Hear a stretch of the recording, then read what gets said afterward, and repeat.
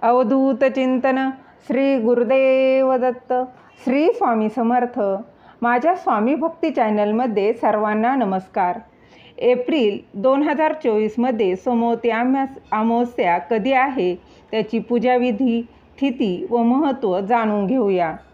हिंदू धर्मात अमावस्या तिथीला विशेष असे महत्त्व आहे. ही तिथी प्रामुख्याने पितरांना समर्पित आहे. पंचांगानुसार प्रत्येक महिन्यात अमावस्या तिथी येते. महिना तसेच वारानुसार अमावस्या तिथीला महत्त्व आहे. त्यानुसार सोमवारी येणाऱ्या अमावस्येला सोमवती अमावस्या म्हणून ओळखलं जातं. सोमवती अमावस्येला खूप असे महत्त्व आहे. सोमवती अमावस्येला ब्रह्ममुहूर्तावर उठून पवित्र नदीत स्नान करावं. नदी नसेल तर आंघोळीच्या पाण्यात गंगाजल टाकून देखील तुम्ही स्नान करू शकता. त्याचप्रमाणे यथाशक्ती जसं जमेल तसं दान देखील केल्याने पुण्यप्राप्ती होते. सोमवती अमावस्येला व्रत देखील केले जातं. या दिवशी देवी पार्वती आणि महादेवांची पूजा केल्याने विशेष असे लाभ होतात.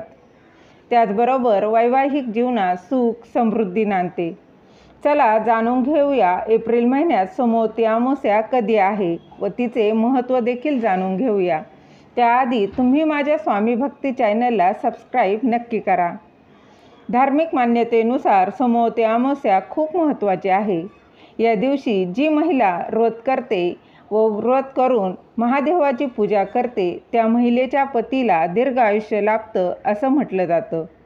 या दिवशी पीठ, तूप, त्याचप्रमाणे तांदूळ व साखरेचे दान केल्याने वैवाहिक जीवनात आनंद निर्माण होतो.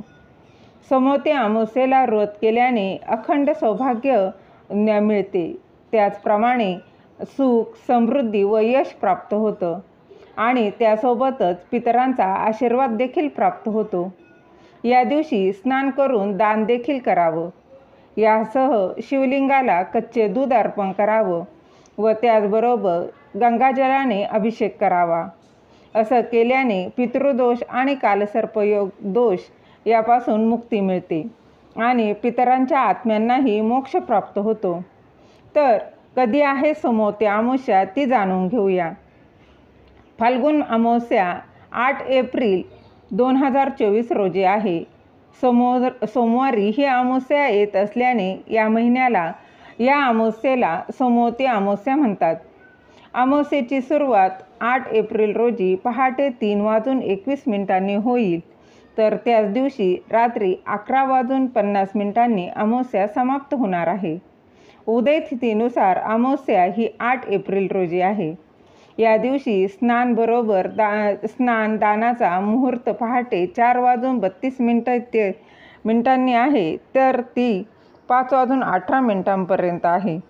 ब्रह्ममुहूर्तावर स्नान आणि दान केल्याने अधिक लाभ होतो.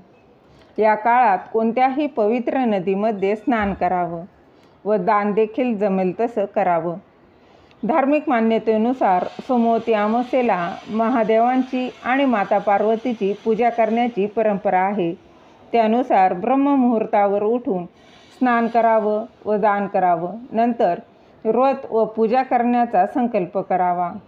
महादेवाच्या पूजेला सुरुवात करत देवाला जलाभिषेक करावा.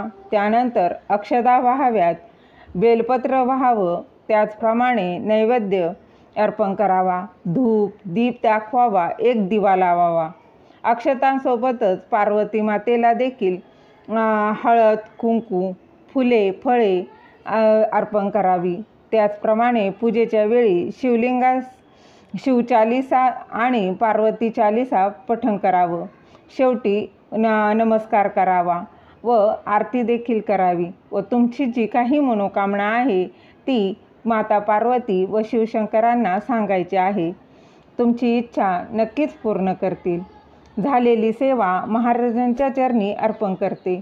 दिलेली माहिती तुम्हाला आवडली असेल तर लाईक करा, शेअर करा, सबस्क्राईब करायला विसरू नका. श्री स्वामी समर्थ. जय जय स्वामी समर्थ.